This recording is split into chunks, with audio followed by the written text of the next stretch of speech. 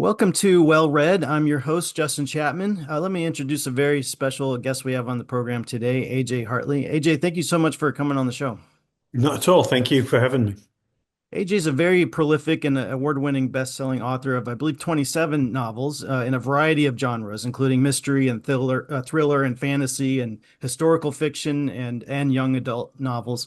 He's occasionally collaborated with other authors, including Tom DeLonge from Blink-182, and some of those included Trinity and the Secret Machines series 1 and 2, and then just out this year, I believe, a couple months ago, Time Rider, the latest one. So AJ is currently the Robinson Professor of Shakespeare Studies Emeritus at the University of North Carolina, Charlotte, after an academic career specializing in history, theory, criticism, and practice of performing Renaissance English drama. So AJ, what I love about your books is that they're real page turners. You really get invested in the characters, but you also like can't put it down, which obviously what you want as both a reader and a writer.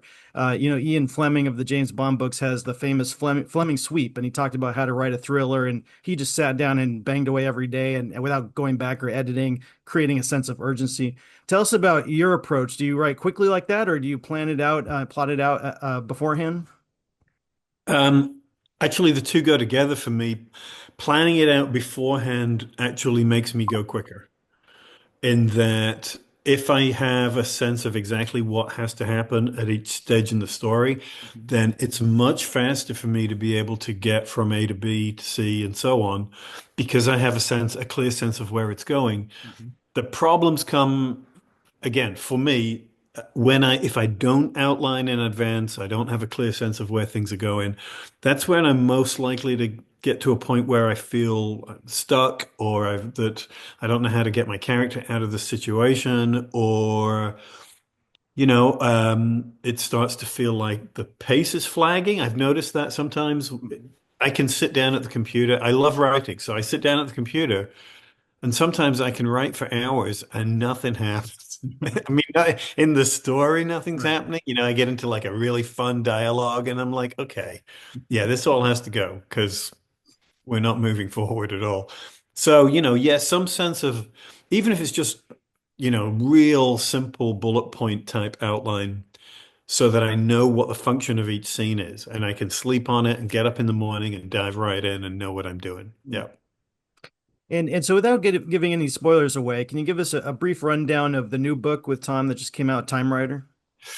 Yeah, it's set partly in a version of our future, like 200 years on, but the bulk of the book is set in and around 1962. It moves, obviously, it's a time travel book.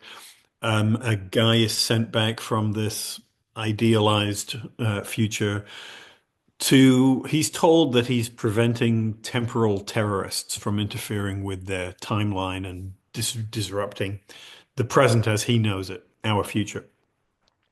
And some of that involves the Kennedy assassination and a number of other things. And so he has a particular mission to make sure certain things happen in the way that they're supposed to. But he quickly finds that in some ways he's only been given a partial picture, and there are various reasons, some of them personal, that start to make him think that he's basically on the wrong side Okay. and that maybe he's not being told the truth. And at first glance, someone might think like, oh, the two well-worn topics, time travel and JFK assassination, but that you still tell this story in a way that feels, fresh. And I think that's probably largely due to the world building you do in the future society. So tell us about that a little bit. That's interesting. I mean, yeah, when Tom first came to me with the sort of germ of the idea for this, that was my biggest concern. That I was like, well, these things have kind of been done before, so we need to find a way to make it feel as new as we can in the circumstances so that it doesn't feel like we're sort of retreading old ground in terms of conspiracy theories, but also retreading conventional time travel, especially movies, like, well, you name it. Terminator, Back to the Future. There's the jokey fun, Hmm. playful version.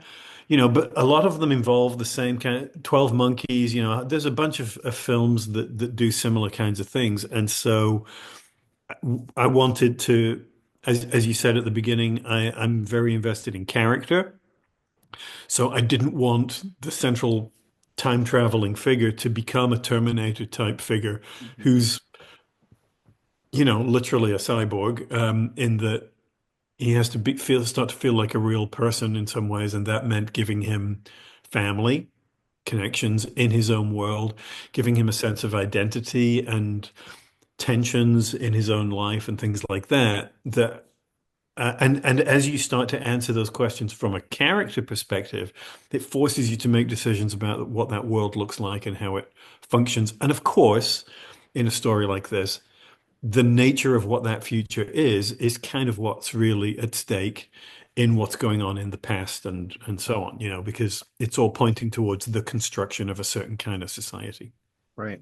And I think it's safe to say the ending sort of sets up a potential follow-up books. Are you and Tom planning to continue this series? I mean, I know that Tom intends there to be a series, but we haven't talked about when to do another book in that series, or even necessarily if I'll be the person writing the book with him.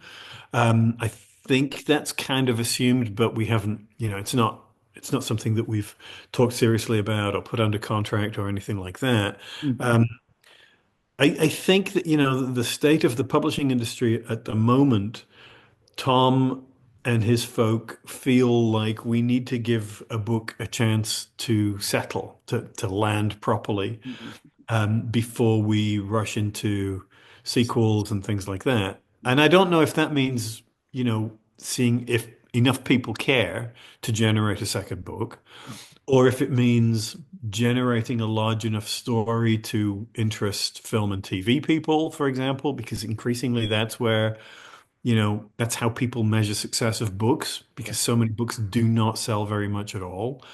So, yeah, there are a lot of variables, and I don't know yet. I mean, I know that that's the plan, and obviously, as you said, the end of the book sets up an ongoing problem or an ongoing series of things that have to be done, It's whenever I write a book, I try to make sure that even if it's within a series, the story is self-contained. So that there is a beginning and a middle and an end. And then, if the story continues, the story continues. But I don't really want people to read a book and then feel like I just stopped halfway through. Mhm. And sometimes that's bound to happen with a series to a certain extent, but hopefully there's enough closure there to give people a sense of a completed Mhm. narrative. And speaking of series, are you guys well, I believe there's a plan for a third Secret Machines book. Is that already written? When's that coming out? It's not already written.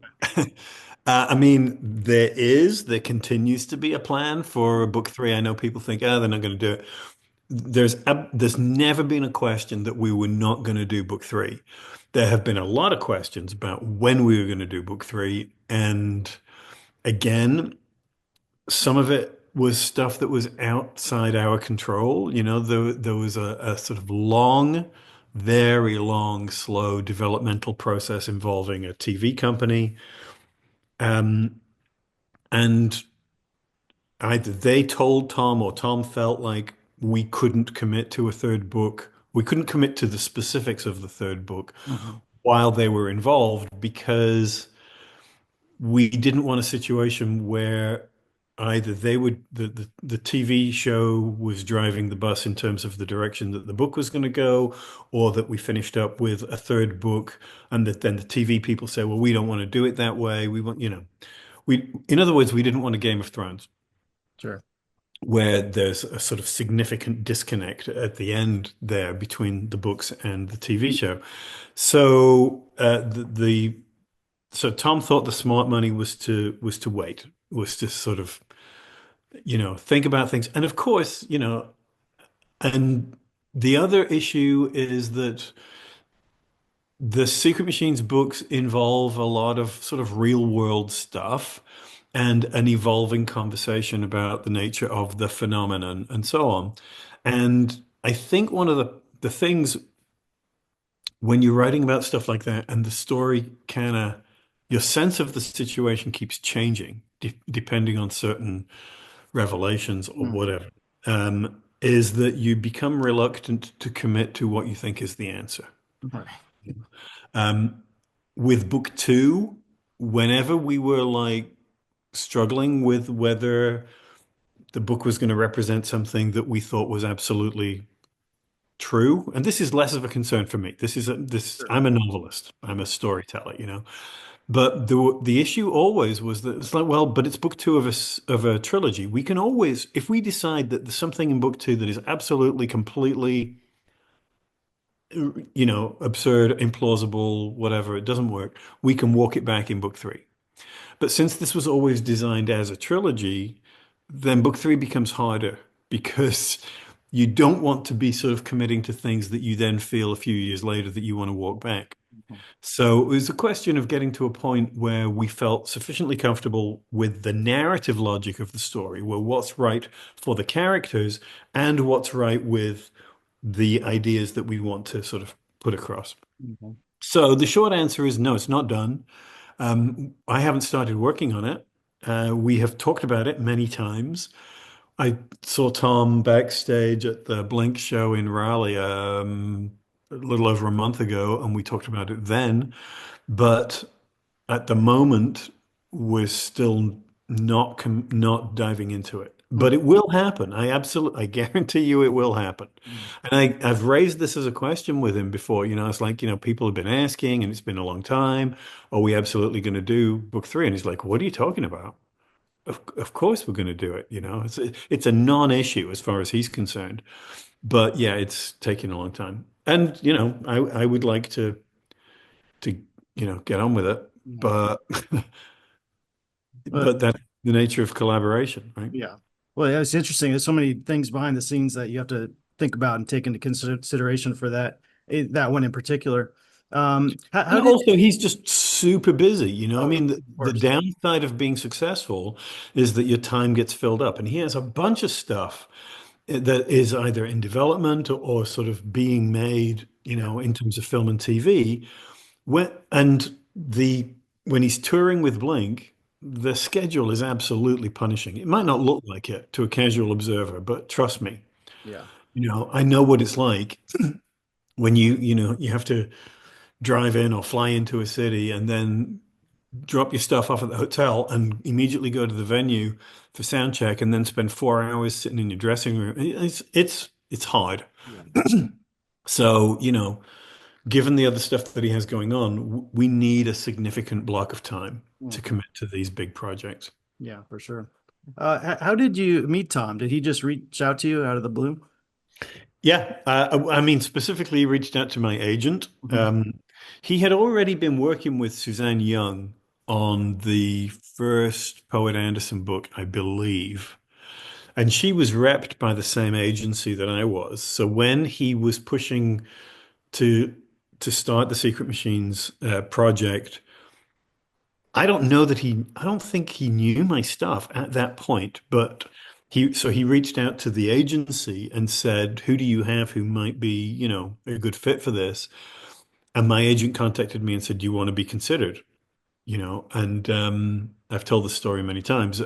I had a number of things that were on submission that had been on submission for a long time and looked like they weren't going anywhere. And so at the time, I was like, well, I don't have anything else going on. And, yes, I know Blink. That would sounds like an interesting thing. So I took the first calls just kind of out of curiosity, to see what this might be. And Tom is a very charismatic, compelling, Mhm.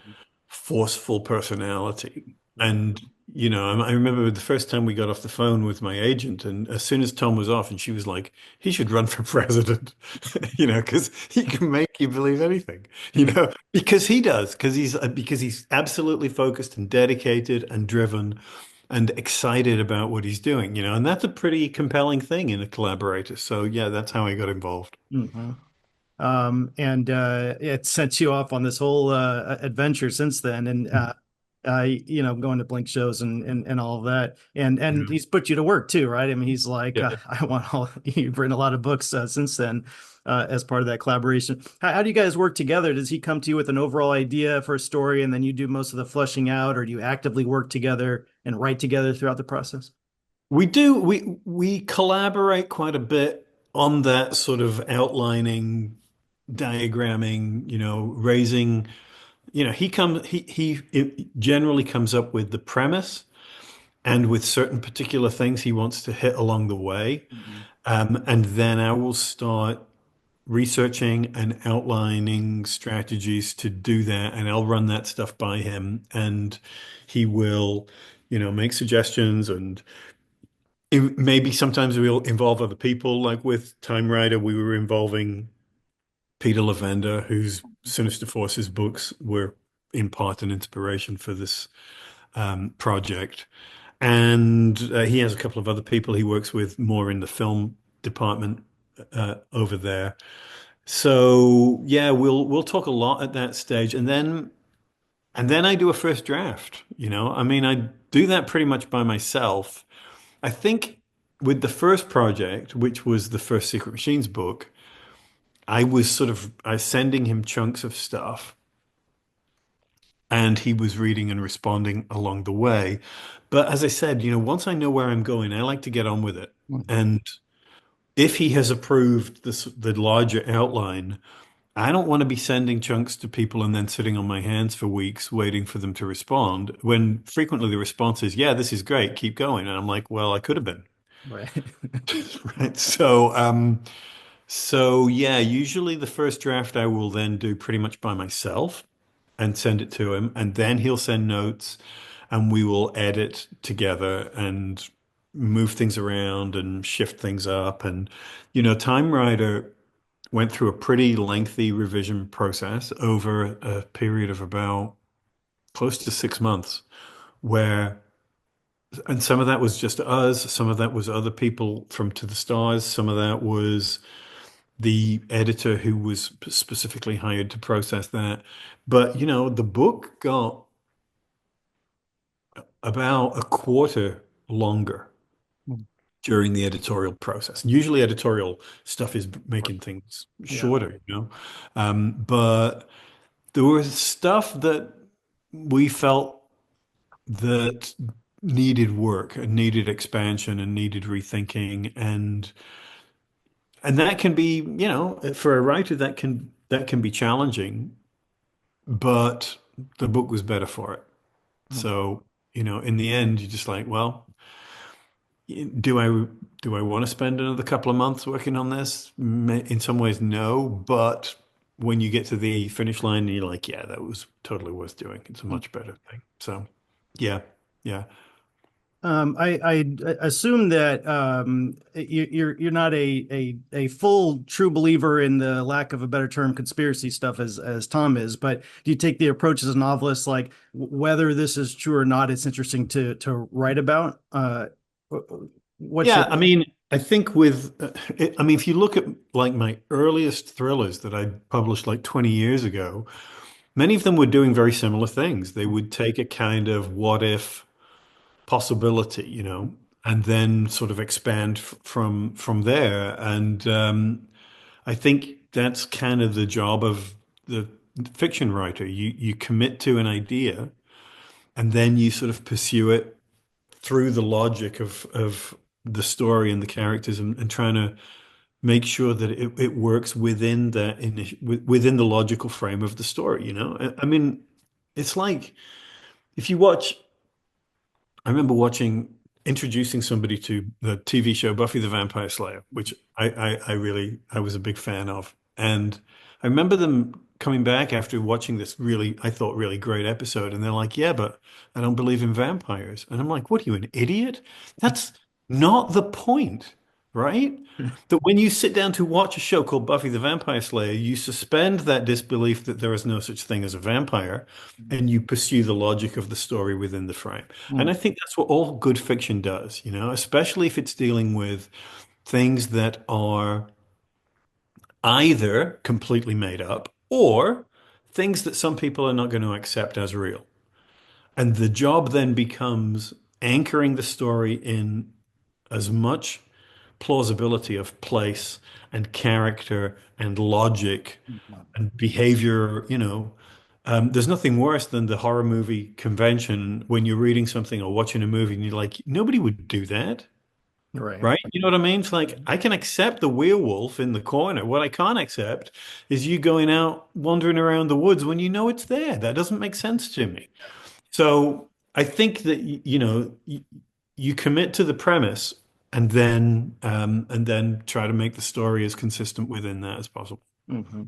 And you must also do a significant amount of research for books like these because some of them are loosely based on actual events or true technology. Tell us about how you go about conducting that research in the real world and then blend that with the fictional universe. Do you find that easier or harder to write about from a fictional perspective?